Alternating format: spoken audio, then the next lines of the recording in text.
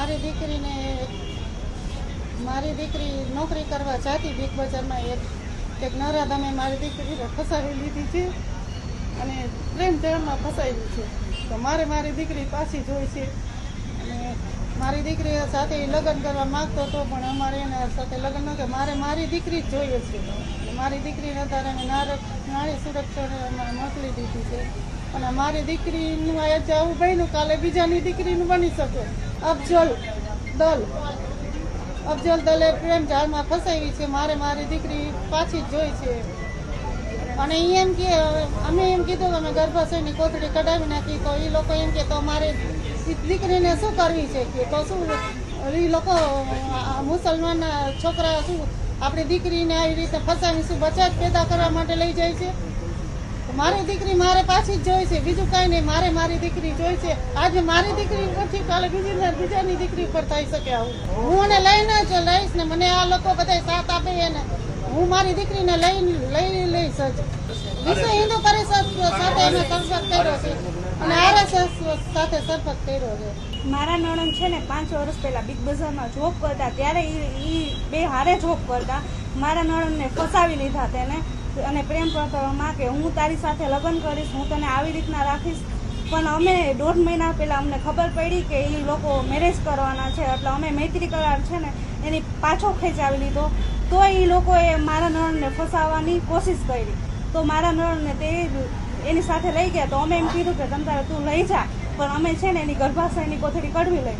તો કે ગર્ભાશયની કોથળી તમે કઢવી લો તો મારે શું એનું કામ છે?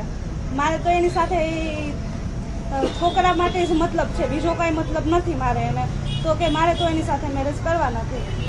અફઝલ નામ છે તેનું, અટાણે તે નારી સુરક્ષામાં છે.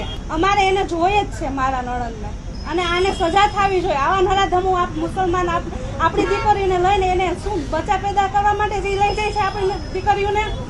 અને અમે અત્યારે આ વિધર્મીઓ દ્વારા જેટલા જ્યારે અન્યાયો કરવામાં આવે છે ત્યારે વિશ્વ હિન્દુ પરિષદ છે, બજરંગ દળ છે, માતૃશક્તિ છે, RSS ના લોકો છે અને બજરંગ દળના લોકો, અમે લોકો બધા સાથે મળી અને અન્યાયનો અમે સામનો કરીએ છીએ. જ્યારે આ વિધર્મીઓ દ્વારા જ્યારે અન્યાય કરવામાં આવે છે ત્યારે અમે ખાલી એટલું જ કહીએ છીએ કે આ વિધર્મીઓ છે એ હિન્દુની દીકરીઓને વારે પોતાની પ્રેમ જાળમાં ફસાવી અને દીકરીઓને પોતાની રીતે અને નવા અને મોટા સપના દેખાડી અને ખાલી માત્ર એને 2-3 વર્ષ સુધી સાચવી અને પછી દીકરા પેદા કરી અને પછી એને ગમે તે જગ્યાએ એ લોકોને વેશ્યાવૃત્તિમાં વેચી નાખે છે. શું આ વિધર્મીઓ દ્વારા કરવામાં આવેલા કૃત્ય માટે થઈને અમે આજે આ બધા સંસ્થાઓ દ્વારા અને બધી બહેનો દીકરીઓને એક સંદેશો આપવા માંગીએ છીએ કે તમે આ બહેનો દીકરીઓ જરાક વિચારો, સમજો કે એ માત્ર ને માત્ર તમને દીકરા બચ્ચા પેદા કરવા માટે થઈને લઈ જાય છે અને એને તમારું કાંઈ કામ નથી.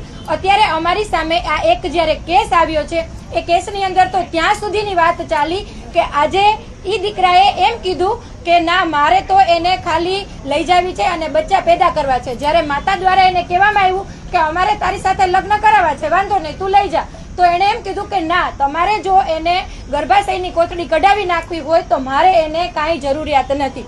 આની ઉપરથી ચોખ્ખું અને સાફ સાબિત થાય છે કે વિધર્મી લોકોને ખાલી હિન્દુની દીકરીઓને ફસાવી અને દીકરાને પેદા કરવાનું જ એ લોકોનું કામ છે. બાકી એ લોકોની હિન્દુની દીકરી ઉપર કોઈ પણ જાતનો નથી પ્રેમ કે નથી એ લોકોની જાતને એ લોકોને કોઈ કે આપણે એને પત્ની તરીકે સ્વીકારીએ. એટલે મારી ખાલી એટલી જ બધા જાહેર જનતાને બધાને ખાલી એટલી જ અપીલ છે, બહેનો અને દીકરીઓને, કે તમે જાગો, સમજો અને વિચારો અને વિધર્મીઓથી દૂર રહો. ભારત માતા કી જય.